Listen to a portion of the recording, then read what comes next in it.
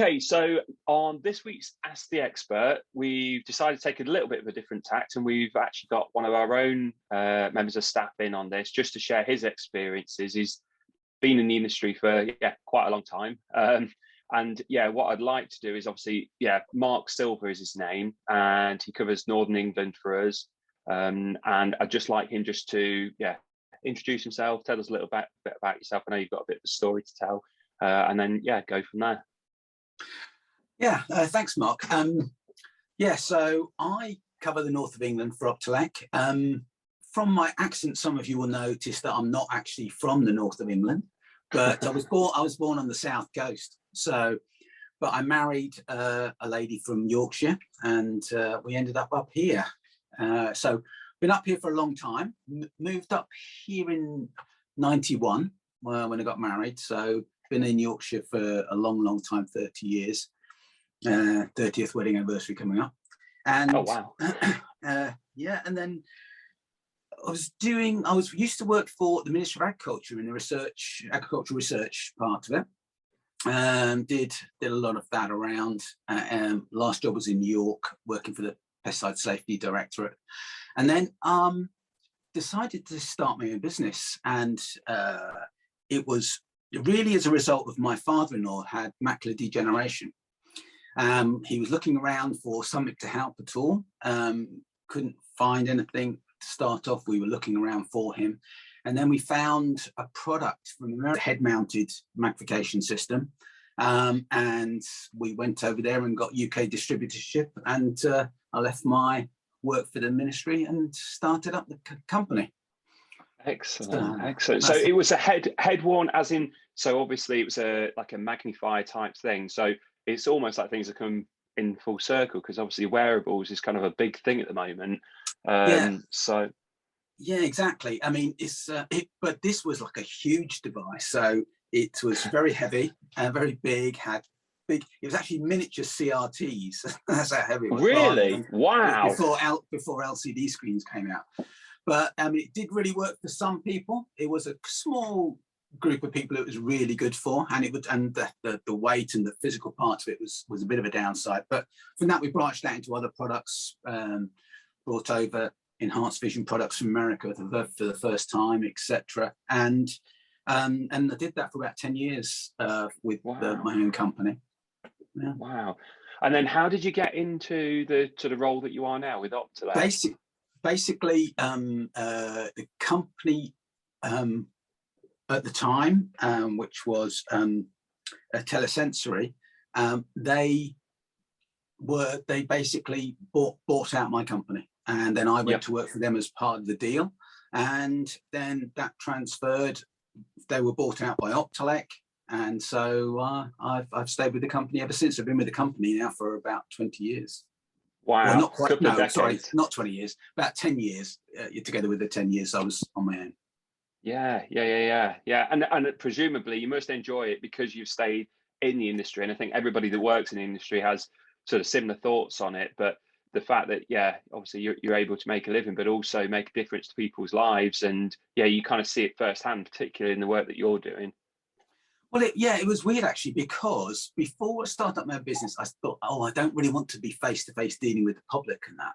And it was sort of saying, no, that's not what I want to do. And then when I started to do it, it was actually the best part of the job, actually seeing people, meet people and helping them. And, a number of times I've got people with a product and they've sort of been crying because it's been the best thing that they've been able to do again, and things like that. And it's such a good feeling when you get something for somebody that's right for them, Yeah, absolutely. That's the thing. It's the changes and giving people their independence back. I think quite often it's easy to sort of think when you're in the industry and you act in that silo that everybody knows about this kind of equipment. And we know from first-hand experience it's not always the case. So when somebody is able to do the sort of thing that everybody wants to do, sort of have a lot of tech very, very big, when they can achieve that, it's quite a milestone for them. One of the things that I did want to talk to you about, because obviously as it stands at the moment, we've got a huge range of products. So how does somebody kind of decide what product they want to choose? How do you help them with that? And then sort of what is the process kind of after that? Because I know it's something that we sometimes get asked on the phone. Yeah, so there's sort of a few different routes people can come before they come to me. It might be that they've been to a local society, or they've seen some sort of advert, or quite often they've seen a friend or relative, or they've seen the particular product somewhere. So sometimes they're actually looking for an individual product that they actually want themselves, or sometimes it's more general, wanting, I can't read, or I can't see to do this, or I can't read, can't see to write, and they want help with a specific task. So if someone initially you'll speak to them on the phone, you'll go through with them what would be the most appropriate. If they're looking for a specific product, and that's fine, we can take that out and show them. But if they're looking to help in a certain task, then that involves quite a lot of questions about what they actually want to do. No one product is going to solve all their problems, but you've got to look at particularly what they want to do specifically, or what is the highest priority for them what to do. And then you look at what products they have. You pick out from the vast range of products we have. Some are going to be more relevant than others, and you whittle that down to a core number of products which are going to be the most relevant for that person, for the task they're looking for. And then you can, through further questions, you can eliminate one or two probably, and you might end up with taking anywhere between 2 and 8 products to somebody. Actually them to get hands-on use to see how that goes. And if they're not suitable when you go and see somebody, then you can always book up another demo and take them along with stuff which is suitable. So. Yeah, I'm with you. And then by way of so when you've sort of made the appointment with the individual and they want to see them in their own home so that they can understand, because I think it's sometimes we get feedback when we're talking to people, particularly if they've maybe seen it in a resource centre, the lighting obviously is optimal in those kind of places, and it's not always the case at home. So I guess that's sort of one of the appealing things of having somebody actually come to your home. But what's the sort of process? So when you're there, presumably, is it just as simple as if they want to read, say, a newspaper, or they're trying to do some hobby, that you'll bring that to the device and then they can try it there and then? Or yeah, I mean, it's all about being in their own condition. So ergonomically, it's got to be correct as well, because say unfortunately a person can't sit up to a table or something like that, then you have to find a way of getting the product in a useful situation for them to use wherever they spend most of their time. Or if they're so you're looking for something where the light is appropriate, where the positioning is appropriate, where it's easy to get to, where it's going to be something that's not just using once and then that's no good there. You're looking for something that's going to work in the situation, in the house or home or work or whatever they are in, and that's going to be the right thing for them. Yeah, and I suppose that's the thing.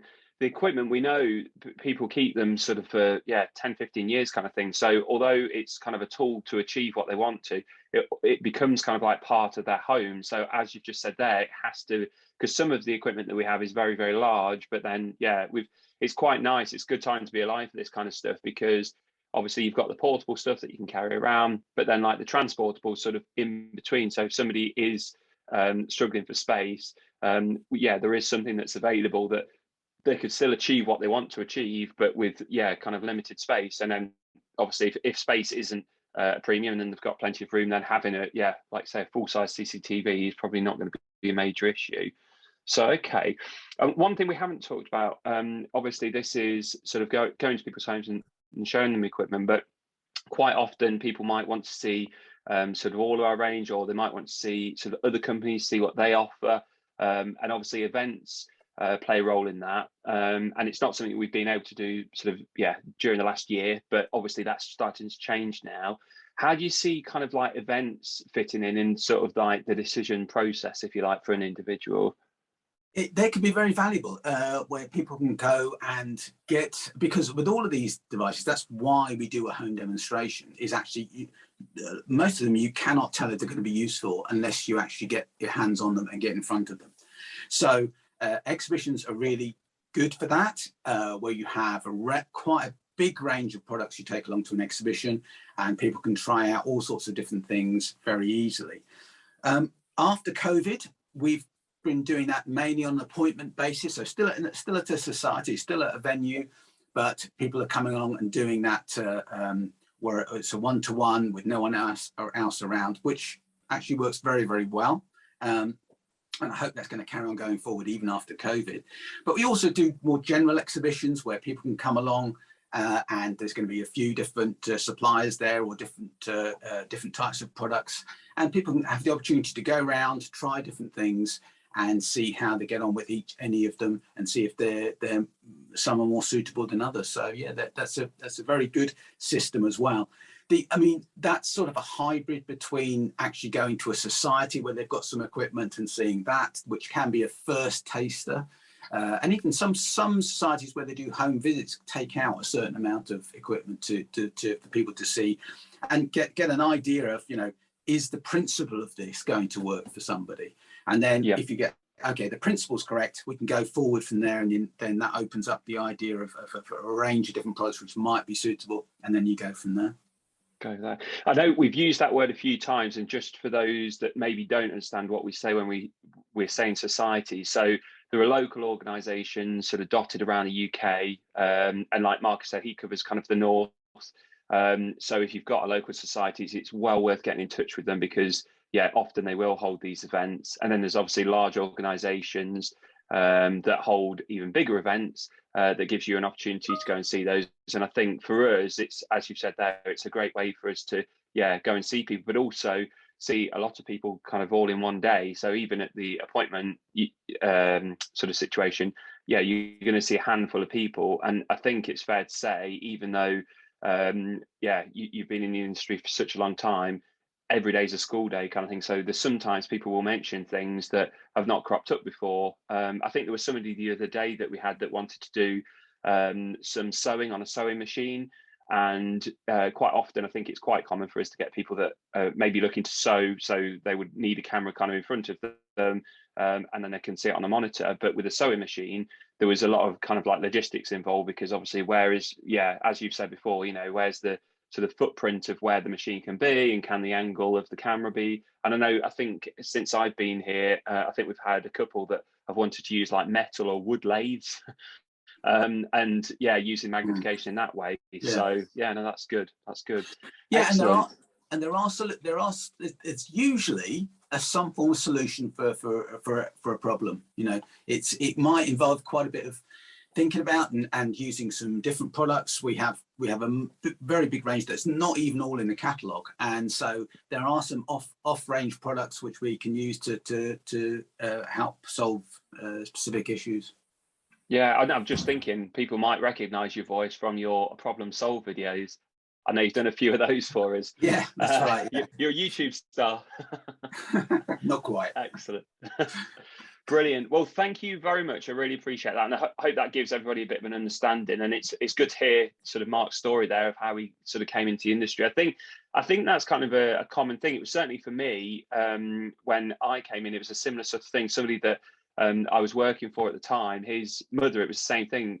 We couldn't find anything. So in our sort of situation, rather than bringing them in and reselling, we ended up manufacturing. But I think that's always the case with a lot of industries. You have a problem and you're looking to try and solve it, and there's an opportunity there to kind of share the knowledge and so on, and make a good career out of it. So I don't think there's many jobs in the world that give as much satisfaction as what we go through. I don't think. I mean, I'm biased on that. I've got a very limited view, but I think it's a good thing. So brilliant. Well, thank you very, very much, and no doubt I'll speak to you soon. Okay, thanks, Mark. Cheers. Bye-bye. Bye.